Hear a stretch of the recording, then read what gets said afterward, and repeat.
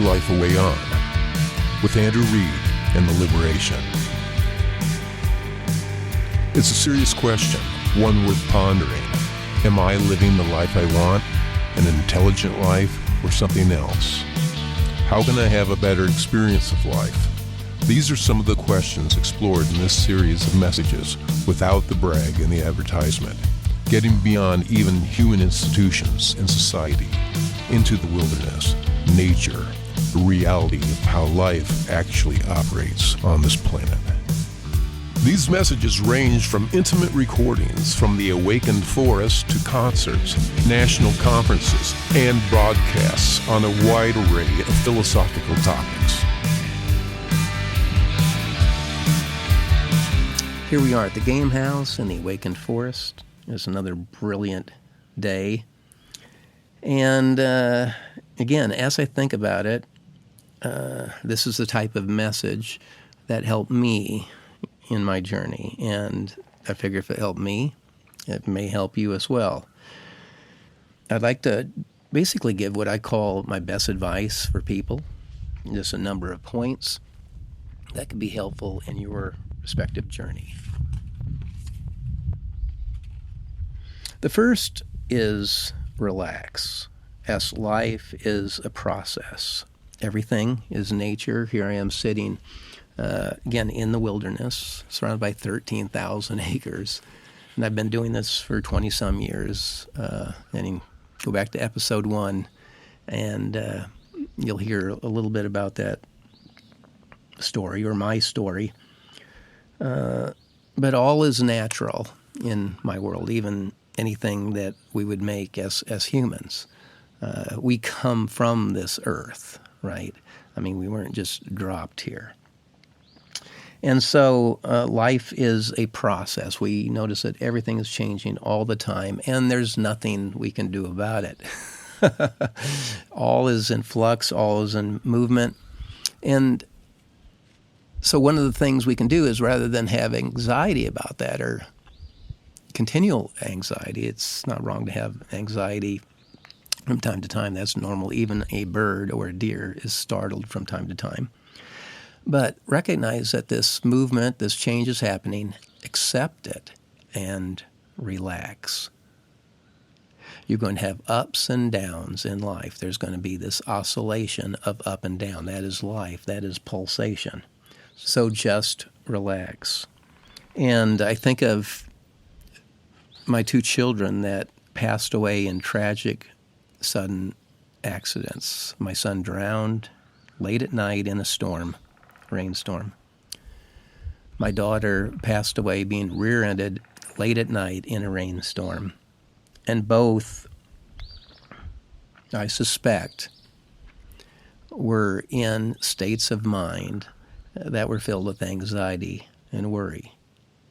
They were not in great states of mind. So I think one of the first things is just relax. Slow down life. There's no point in just rushing through life and not tasting your food, or not feeling what it is like to have the sunshine hit your skin when you're taking a walk, or taking in that fresh air of the morning, just like I am today. Relax. Slow life down. There's no point in rushing through life, as my Uncle Earl used to say, that great Alaskan. Next, cultivate a positive attitude. Attitude is one of those almost miracle type things that I think doesn't get enough attention, because attitude will change your life. You know, some silly people talk about thought control and taking over your thoughts and all that. That's all an illusion. I mean, nobody can just shut down their minds from thinking. Why? We are thinking beings. It is what a human being does. We think. We want to work things out. We have this brain that's a problem-solving machine. That's what it does. It tries to work out the most efficient ways of doing things. And there's no getting around that. Or, it tries to go to benefit, again, away from pain towards some benefit. And so if we can't control our thoughts, what can we control? Our attitude towards things. So when we start to cultivate with our will, which is at least half of the equation in life, and we say, I'm going to have a better attitude about my job. I'm going to have a better attitude about this relationship. I'm going to have a better attitude about whatever, my illness, especially negative things. Suddenly, this starts to trigger what? Better thoughts. What happens, those thoughts that we start to dwell on, they become, I'll say, a thought habit or a belief, and we tend to act upon our beliefs. And so if we have better beliefs, they turn into better actions. And what do better actions do? They cause, obviously, better results, and we get what? Better life. But it starts with the cultivation of a more positive attitude. So I think one aspect of being successful or attaining things or whatever, have a great attitude. Nobody wants to work around somebody with a crappy attitude, especially in society or in the human domain. Heck, I suspect that the trees and rocks that I pass by here in the forest appreciate a good attitude as well, because I feel they're alive. It's just a different type of consciousness. Then I would say, after relax, cultivate a positive attitude, is make good decisions. If you make good decisions, it equates to you have a better life. Good decisions equals good life. This is a little bit of the cause and effect paradigm, that we do this and we get X result because of that. Not that explains all of life. If everything was just cause and effect, basically a Newtonian paradigm, it would just all be dominoes or billiard balls, as some people say. And basically, there would be no accountability, because we could just blame everything we are today on the past and say, well, I'm an alcoholic because, my parents beat me, or, they locked me in my room one time or whatever. Or, of course I'm this way because this and this and this happens. And so it would always be this world of blame and excuse. And we know that leads to victimhood, which is really, again, it's something that holds people back. Because as long as people are crying in their beer and feeling sorry for themselves, they're not making much advancement. And I'm not demonizing it. There's a time to cry in your beer. I mean, when I've had huge losses in my life, catastrophic losses, there's a time to grieve. There's a time to, completely get undone. But then there's a point where, this isn't really serving much purpose. I'm not feeling that good about where my life is now, or where the trajectory is going. I'm going to do something about it. And so this introduces the other half of the equation, if you want to simplify it, is the human will or drive. So you have the cause and effect aspect, which is true, and then you have another truth of there's an aspect of human will where if I say, hey, I want to grab this cup of tea and drink it, and magically my arm moves and I get it and I get to taste it. That's an act of the will. And so I'll say in the balancing of the equation, it's almost yin and yang, that there's almost a dualism or a multi-ism, I suspect is more the truth, but we can get our heads around two variables, that we have a bothness or two things happening at the same time. Cause and effect, which we call, again, the external world or whatever, and then the product of the human will, balancing that out. And there's also some scientific backup behind that, but we won't get into that today. Another thing that we can do to have a better life, again, is to study happiness. This is a topic I think there's a lot of confusion about. What is happiness? Well, happiness is obviously an inner state, a state of consciousness, a self-assessed state. And I think a lot of the confusion comes from thinking that happiness is fun. And what I'm talking about really is a deep satisfaction. For example, you go to the carnival or fair or whatever, and you take the ride, and it's exciting and all this. And yeah, you're happy in that moment. But then when the ride's over, it's like, oh, I'm back to whatever. My boyfriend just broke up with me or whatever, girlfriend.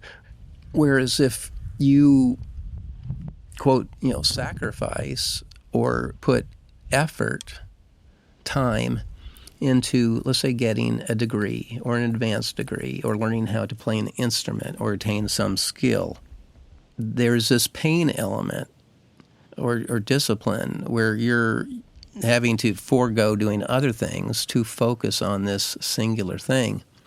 When that's attained or that's completed, there's this deep level of satisfaction, this contentment that arises from accomplishment.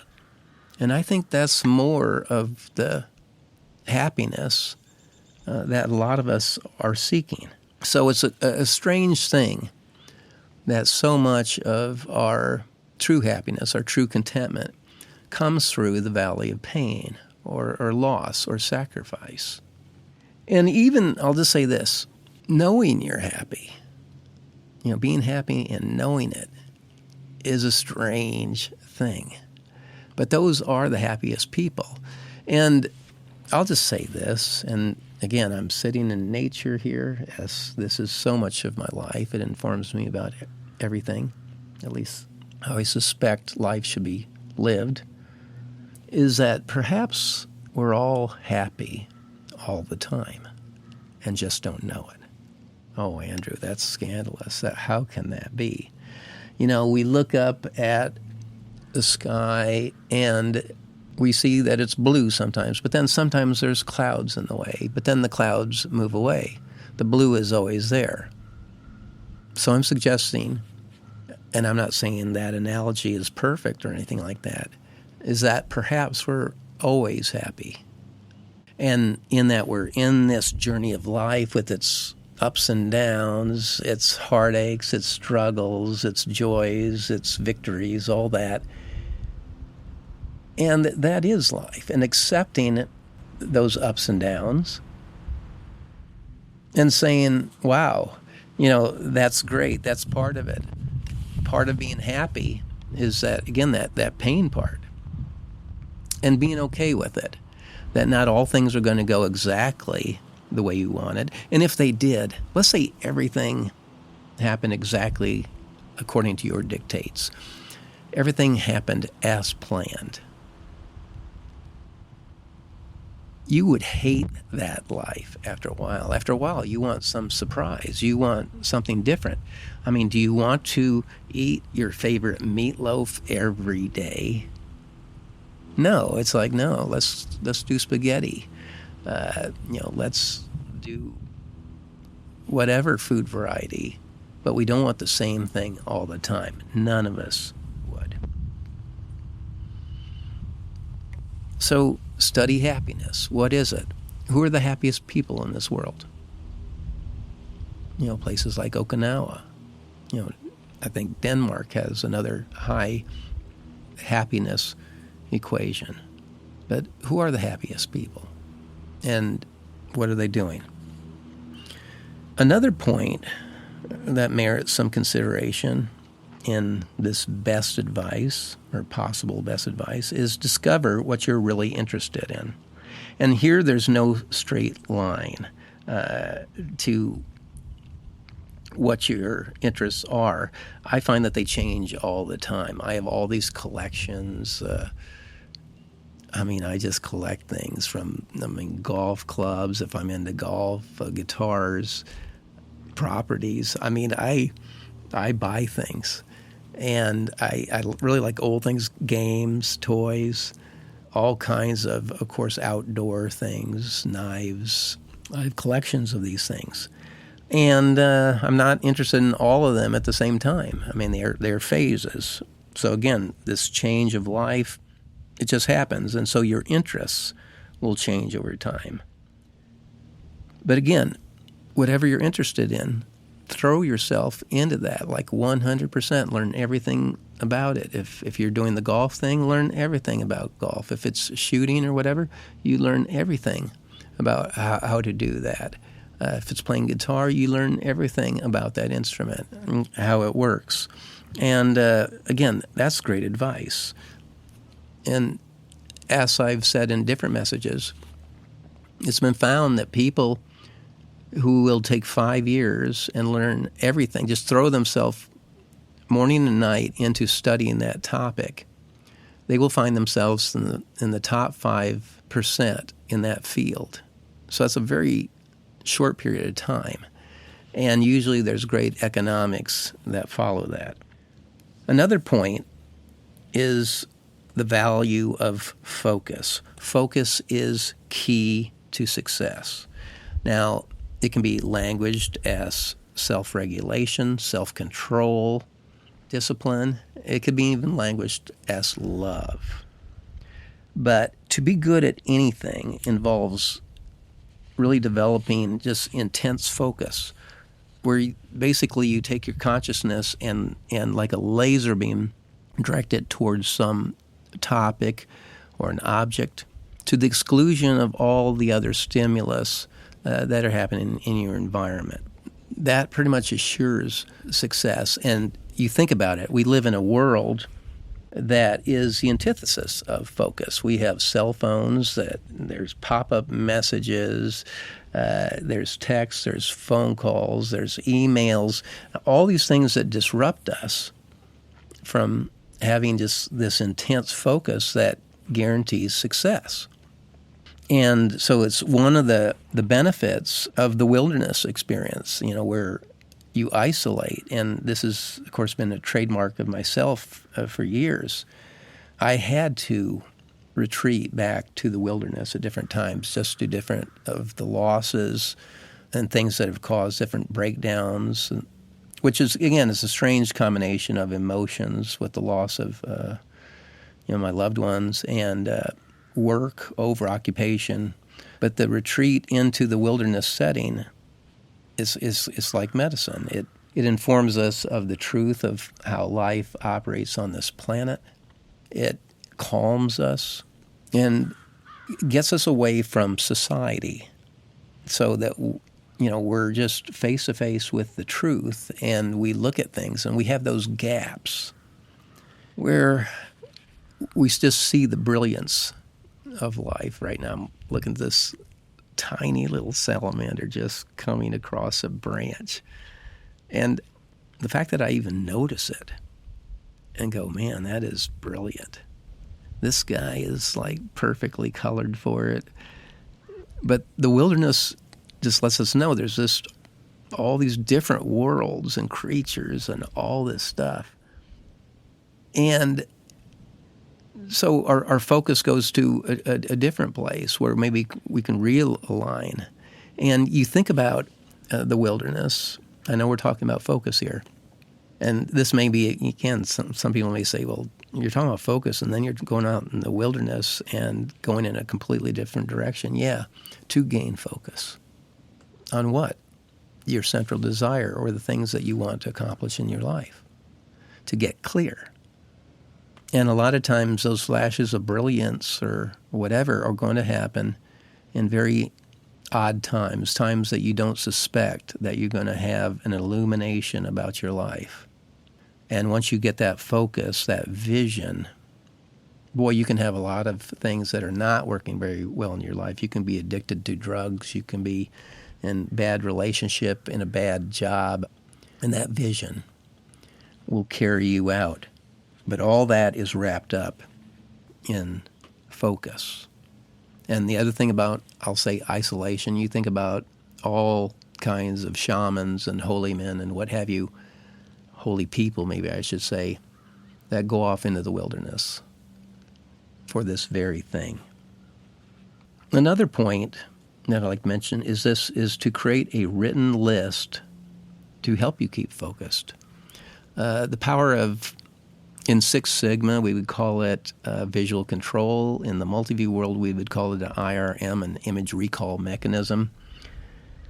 But I find this, by having a written list, it helps to keep you organized. You look at it, you reprioritize almost every day because that list can change. But having something that can keep you on track, because you're going to have all kinds of distracting personalities and events and communications and whatever that are happening. And all those things will what? Will dissipate your focus. So that written list is key. And you'll find that as one of the things that some of the most successful people have used. And I will say this, I wouldn't keep it on my phone, because here's your antithesis of focus, again, because of the text, the notifications, the emails, the phone calls, or whatever. And so you want to stay away from that. And that written hardcore list on a clipboard is what I use. Works really well, or a yellow pad. The next point, develop your communication skills. You can only advance as far as you can effectively communicate, especially in any group enterprise. For example, you'll find that CEOs and your top leaders are usually the best communicators. To me, this communication is more than even verbal. It's how you dress, how you present, body language, all these types of things, your tone, mannerisms, your polish, your sophistication, all those things. Obviously, also written. I find that when you start to develop your writing skills, usually your language follows that. So developing these communication skills. And let me just focus this a little bit more. These communication skills, of course, are needed in society, that is, among other human beings, and it has to do with teaching, selling, empowerment, as we say at Multiview, because almost everything in life, the world is transactional. You take a look at the natural world. It's a completely transactional world, a meritocracy. And so in society, we've got to convince other people of our ideas, of the direction that we're going. I like to look at the idea of selling as teaching or empowerment, because really that's what you're doing. You're communicating, the value of whatever, and human beings are going to go in the direction of benefit. They're going to go away from pain and discomfort or frustration. And so the more effectively that we can communicate that value, the better. The more we're going to have people rally behind, what we're doing or what we're selling or whatever our place really in society is. Another point I'd like to mention is to develop your organizational and prioritization skills. I've already mentioned having a written list, this tangible thing that you can see and reference, preferably on a clipboard. But your ability to organize things. If people are disorganized, it is not an efficient way of doing things. Hurricane Helene, of course, wiped out this mountain. I mean, for the last 5 months, I've been strapping on my backpack and boots, and we've been having to go across the river on foot because there's no other way off the mountain. And so we've been living fairly primitively. And one of the things I found out right after everything was devastated here is I had this, of course, great stockpile of things I'd prepped, medical supplies, everything that people would need. And I, of course, knowing me, I always had an abundance of this. And so I would go around and check on my neighbors to make sure that they were okay. And, people, of course, were being injured in accidents, chainsaw things, or rashes or whatever from poisonous plants or whatever as we were trying to kind of dig our way out. And when I'd go down into my store area, my prep room, I couldn't find something I knew I had. And so I'd be ripping the whole place apart, looking for whatever medicine or bandages or whatever I had. And it's like, boy, this needs to be organized. So you go down there now, the burn kit isn't a specific spot, the trauma kit. Everything's organized so for really maximum efficiency, because in the time that it would take for me to find one of these things, someone could die, right? So efficiency or organization is a big thing. And whenever you look at an organization, which has the word right in it, that's what it is. How is this thing put together? How is it organized? And the world is, of course, perfectly organized. But the more that you know where things are, the better you are. Now, with that, the skill of prioritization I throw in here too, because that really has to do with the ability to distinguish higher value items from lower value items.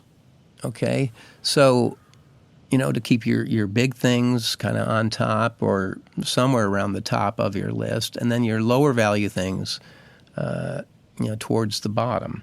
Now, with that said, sometimes there's things that are not high value, but you can accomplish them quick. Okay, they might be at the top, and that kind of builds an emotional feeling of progress. And so, or what I might call a quick kill. Check that off, and it always feels good to take that red marker and mark through it. But you always want to have what are the things that are going to benefit yourself, your organization the most? What is the highest thing that you could achieve on this day? And have that towards the top of your list. Now I'd like to throw out an idea that's probably a little bit scandalous or controversial, and that's to see that the nature of the universe, or the underlying energy of the universe, is that of entertainment or excitement. As I've said before, we live in this world of infinite color and variety. Again, no two snowflakes alike, no two particles of dust alike. And why is this? Well, nature must like variety. And this variety, what produces entertainment? I suspect that one of the major problems in the world is that of boredom. That things can be going along. We can be in paradise, or what we perceive as paradise. And then we're looking around and seeing what pickle we can get ourselves in. Oh, that looks great. So we take the relationship risk or the business risk or whatever, or, we want more. And that causes some great excitement. So this idea that the foundational energy of the universe is that of excitement and entertainment, to me, explains a lot. It explains why the stars twinkle. It explains why there's a thrill right before the tiger eats you. It explains why we watch the news and go, oh my God, that's bad or whatever. And why we would tune off the happy news network, because it's so boring. It's just like positive every day and whatever. And after a while, it's like, no, I want to see the dark side of the mountain too. And you think about this dualism, this light and dark. And this creates what? Movement, excitement. We're moving what? From pain towards gain. Well, that's exciting. That's a journey. So we're in the wilderness, going through nature, the desert, whatever wilderness we're in, and we're looking for the oasis, and so after all the struggle, we finally get to the oasis, and we're having our Mai Tais and Bloody Marys and whatever. And after a while of sitting next to the pond under the palm tree, we go, this is kind of boring. I think there's another oasis over here, and we need to go through the desert, the wilderness, to get there. And that's exciting. I think we all want movement. And at some level, even though some people say, I don't want change, or they're resistant to change, they all want change. They all would like to have a better life. They'd all like to have more life. I think this is a great motivational thing. Another point, and we're getting down to the last couple here, is to learn how to sell or market. This is great advice for people. Because, again, we live in a transactional world, a transactional universe, in fact, where there's always a give and take because everybody's always going somewhere. So we look at this and go, in society, learning how to sell things is great. And what do we know? Marketing people or people that have the ability to sell make the most. I mean, sometimes your marketers make more than CEOs because that's what that's about. So that ability to communicate, to learn how to teach or how to show people value, that's of great benefit. It's a great asset for a person to have in their life. And then the last point in this message of really helpful advice is to evolve what I'll call a reconciled mind. A mind that values both the positive and the negative. And this is really a central theme through all of my thinking. And to me, the more and more I sit in nature, I see this as more and more the truth, or become more convinced of it. I mean, here I am, I'm sitting, I have two hemispheres of my brain. I have a right brain, which is goofy, spatial in nature. I have a left side, which is concrete, numbers, and they operate very differently. I know that the mountain that we have, the studios and the executive conference center, it has a light side. It also has a shadow side or a dark side. I know that we have a male, female. I know we have Republicans and we have Democrats. We have blue hats. We have red hats. We have day. We have night. This dualism seems to be everywhere and almost in all things. And to me, it seems like the frustrated people of this world, and of course I've been that and still am sometimes, are the people that just want the half life or have a halfness mentality where they only want the sweet, they only want the light side, they only want the happy. And they fail to recognize the value in the manure, in the dark side, in the pain.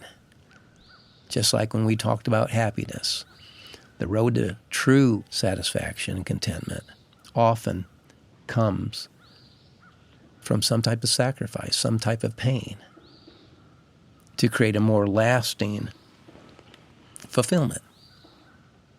That's a reconciled mind or approach. So that's something that I contemplate a great deal. Right now I'm building a church on the property. We're calling it the Church of the Reconciliation, where you're bringing together both sides of life, not favoring either one, and saying this is the way it is and accepting that.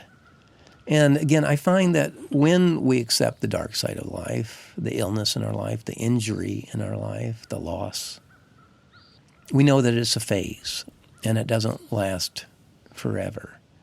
And there is something that's going to be produced by it. And normally, with a good attitude, that will end up being a good thing. But a lot of times you have to almost hit rock bottom before you kind of get the memo that, hey, maybe I better think about this different, or maybe I better change my approach. So the reconciled mind, and those that are biblical, I mean, you can take a look at Isaiah 45, verse 7, or point 7, as I'll say sometimes, that I am the Lord God. I created both the light and the dark, the good and the evil. Oh, my God. So there's our author of the way it is.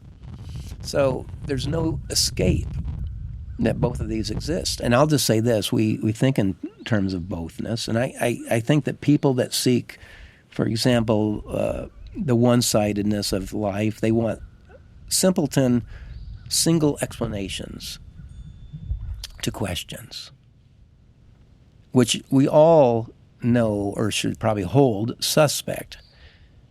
If we're intelligent and think about this, is that single explanations or singular explanations are incomplete at best, as there are millions of things going on beyond our consciousness that we're not aware of, that every single action has all kinds of different outcomes, and that the answers to our questions are often multi, or at minimum, both. There's the cause and effect aspect, and the other 50%, or approximately 50%, is the will. So it's not just one thing. And I think that helps us have a better experience of life. So there are some things to consider, and I hope that they're helpful.